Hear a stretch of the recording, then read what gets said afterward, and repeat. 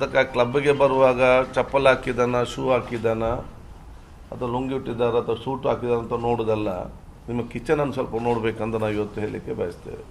ಮತ್ತು ಇಂದಿರಾ ಕ್ಯಾಂಟೀನ್ಗೆ ಸಂಬಂಧಪಟ್ಟಾಗೆ ಆ ಸಂಬಂಧಪಟ್ಟ ಇಲಾಖೆಯ ಅಧಿಕಾರಿಗಳ ಮತ್ತು ಯಾರಕ್ಕೆ ಗುತ್ತಿಗೆಯನ್ನು ಪಡ್ಕೊಂಡಿದ್ದಾರೆ ಅವರ ಮೀಟಿಂಗನ್ನು ನಾವು ಇವತ್ತು ಮಾಡಿ, ಹೋಟೆಲ್ನವರು ತನ್ನ ಕಾರ್ಯವನ್ನು ನಿರ್ವಹಿಸಬೇಕು ಅಥವಾ ಕ್ಲಬ್ಬಿನವರು ಯಾವ ರೀತಿ ತಮ್ಮ ಆ ಒಂದು ಕಿಚನನ್ನು ಮತ್ತು ಆಹಾರ ತಯಾರು ಮಾಡೋ ವ್ಯವಸ್ಥೆ ಮಾಡಬೇಕು ಎಲ್ಲ ಕೂಡ ಚರ್ಚಿಸಿ ಸ್ಪಷ್ಟವಾದ ನಿರ್ದೇಶನ ಕೊಡಲಿಕ್ಕೆ ನಾವು ಇದ್ದೇವೆ. ಅದರ ಜೊತೆಯಲ್ಲಿ ಎಲ್ಲ ಅಸೋಸಿಯೇಷನ್ನವರಿಗೆ ಮತ್ತು ಪ್ರಮುಖರಿಗೆ ಕೂಡ ಒಂದು 3 ದಿವಸದ ಟ್ರೈನಿಂಗ್ ಕೂಡ ನಾವು ಕೊಡಲಿಕ್ಕೆ ನಾವು ಇವತ್ತು ತೀರ್ಮಾನ ಮಾಡಿದ್ದೇವೆ.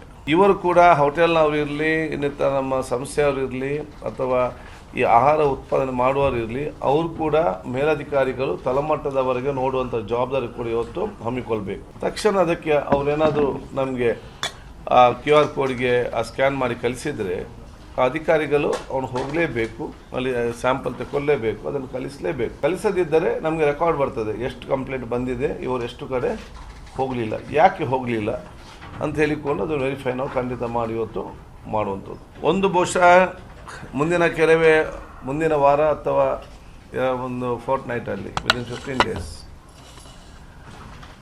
ಎಲ್ಲ ಹೋಟೆಲ್ ಅಸೋಸಿಯೇಷನ್ನವರ ಒಂದು ಮೀಟಿಂಗ್, ರೆಸ್ಟೋರೆಂಟ್ ಅಸೋಸಿಯೇಷನ್ ಅವರ ಮೀಟಿಂಗ್ ಮತ್ತು ಇಂದಿರಾ ಕ್ಯಾಂಟೀನ್ಗೆ ಸಂಬಂಧಪಟ್ಟಾಗೆ ಆ ಸಂಬಂಧಪಟ್ಟ ಇಲಾಖೆಯ ಅಧಿಕಾರಿಗಳ ಮತ್ತು ಯಾರಕ್ಕೆ ಗುತ್ತಿಗೆಯನ್ನು ಪಡ್ಕೊಂಡಿದ್ದಾರೆ ಅವರ ಮೀಟಿಂಗನ್ನು ನಾವು ಇವತ್ತು ಮಾಡಿ, ಏನೆಲ್ಲ ಇವತ್ತು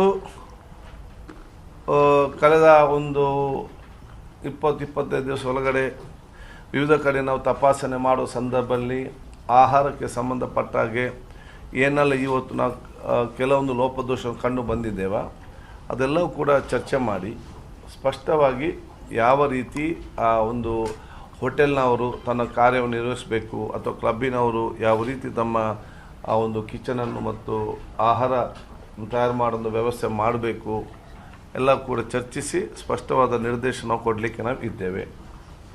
ಅದರ ಜೊತೆಯಲ್ಲಿ ಎಲ್ಲ ಅಸೋಸಿಯೇಷನ್ನವರಿಗೆ ಮತ್ತು ಪ್ರಮುಖರಿಗೆ ಕೂಡ ಒಂದು 3 ದಿವಸದ ಟ್ರೈನಿಂಗ್ ಕೂಡ ನಾವು ಕೊಡಲಿಕ್ಕೆ ನಾವು ಇವತ್ತು ತೀರ್ಮಾನ ಮಾಡಿದ್ದೇವೆ. ಅದನ್ನು ನಾವು ಫಾಲೋ ಮಾಡಿಕೊಂಡು ಹೋಗಬೇಕು, ಅದು ಕಡ್ಡಾಯವಾಗಿ. ಇದರಲ್ಲಿ ಅವ್ರ ಜೊತೆ ಎಲ್ಲ ನಾವು ಇವತ್ತು ಡೀಟೇಲ್ ಆಗಿ ಚರ್ಚೆ ಮಾಡ್ತೇವೆ. ಅದು ಮುಖ್ಯಸ್ಥರಿಗೆ ಕೂಡ, ಮಾಲೀಕರಿಗೂ ಮತ್ತು ಮುಖ್ಯಸ್ಥರಿಗೂ ಕೂಡ ಒಂದು ಸ್ಪಷ್ಟವಾದ ಅಡ್ವೈಸರಿ ನೋಟನ್ನು ಕೂಡ ನಾವು ಕೊಡಲಿಕ್ಕೆ ನಾವಿವತ್ತು ತೀರ್ಮಾನ ಮಾಡಿದ್ದೇವೆ. ಇಂದಿರಾ ಕ್ಯಾಂಟೀನ್ ಸಂಬಂಧಪಟ್ಟಾಗೆ ಇದನ್ನು ನಾವು ಇನ್ನಷ್ಟು ಸರಿಪಡಿಸುವಂಥದ್ದು, ಯಾಕೆಂದರೆ ಅಲ್ಲಿ ಇಲಾಖೆ ಅಧಿಕಾರಿಗಳು ಭಾಳಷ್ಟು ಅದನ್ನು ನೋಡಿಕೊಂಡಿರಬೇಕು. ಯಾರು ಕೆಲಸ ಜವಾಬ್ದಾರಿ ವಹಿಸ್ಕೊಂಡಿದ್ದಾರೆ ಅವರನ್ನು ಮತ್ತು ಅಧಿಕಾರಿ ಕೂತ್ಕೊಂಡು ಇವರ ತಪ್ಪೇನಾಗಿದೆ, ಯಾವ ರೀತಿ ಪರಿಸ್ಥಿತಿ ಇದೆ, ಇದನ್ನು ಹೇಗೆ ಸರಿಪಡಿಸ್ಕೊಳ್ಬೇಕಂತೇಳಿ ಕೂಡ ನಾವು ಇವತ್ತು ಚರ್ಚೆ ಮಾಡಿ ಅದಕ್ಕೆ ಸೂಕ್ತವಾದ ಕ್ರಮ ನಾವು ಇವತ್ತು ತಗೊಳ್ಳುವಂಥ ವ್ಯವಸ್ಥೆ ನಾವು ಇವತ್ತು ಮಾಡ್ತೇವೆ. ಅದಲ್ಲದೆ ಈಗಾಗಲೇ ನಮ್ಮ ನೆಸ್ಲೆ ಸಂಸ್ಥೆಯವರು ಸುಮಾರು ಅವರ CSR ಮುಖಾಂತರ ಸುಮಾರು 1,000 ಬೀದಿ ಬದಿ ಯಾರು ಆಹಾರ ತಯಾರು ಮಾಡ್ತಾರ, ಸಣ್ಣ ಕ್ಯಾಂಟೀನ್ ಇರಲಿ, ಸಣ್ಣ ನಮ್ಮ ಗಾಡಿಯಲ್ಲಿ ತಯಾರು ಮಾಡೋದು ಫುಡ್ ಐಟಮ್ಸ್ ಇರಲಿ, ಅವ್ರಿಗೆಲ್ಲರಿಗೂ ಕೂಡ ಹೆಲ್ತಿ ಫುಡ್ ಮತ್ತು ಸೇಫ್ಟಿ ಇದರ ಬಗ್ಗೆ ಟ್ರೈನಿಂಗ್ ಕೊಡಲಿಕ್ಕೆ ಅವ್ರ ಮುಂದೆ ಬಂದಿದ್ದಾರೆ. 1000 ನೆಸ್ಲೆ ಅಂದರೆ CSR ಇದರಲ್ಲಿ ಅದು ಹೇಗೆ ಯಾವ ರೀತಿ ಯಾರನ್ನು ಟ್ರೈನಿಂಗ್ ತಗೊಳ್ಬೇಕು, ಯಾವ ರೀತಿ ಕೊಡಬೇಕು ಏನಂತೇಳಿ ಚರ್ಚೆ ಮಾಡಿ ಅದನ್ನು ಮುಂದಿನ ದಿನಗಳಲ್ಲಿ ಅದರ ಬಗ್ಗೆ ನಾವು ತೀರ್ಮಾನ ಇವತ್ತು ತಗೊಳ್ತೇವೆ. ಯಾಕಂತ ಹೇಳಿದರೆ ನಾವೀಗ ಒಂದು ಹಂತದ ಎಲ್ಲ ಮೇಲ್ಮಟ್ಟದಿಂದ ತಳಮಟ್ಟದವರೆಗೆ ಕೂಡ ಒಂದು ಹಂತದ ಇವತ್ತು ತಪಾಸಣೆ ಇವತ್ತು ಮಾಡಿಕೊಂಡು ಯಾವ ಪರಿಸ್ಥಿತಿ ಏನಿದೆ ಅಂತೇಳಿ ನಾವು ಇವತ್ತು ತೋರಿಸಿ ಇವತ್ತು ಕೊಟ್ಟಿದ್ದೇವೆ.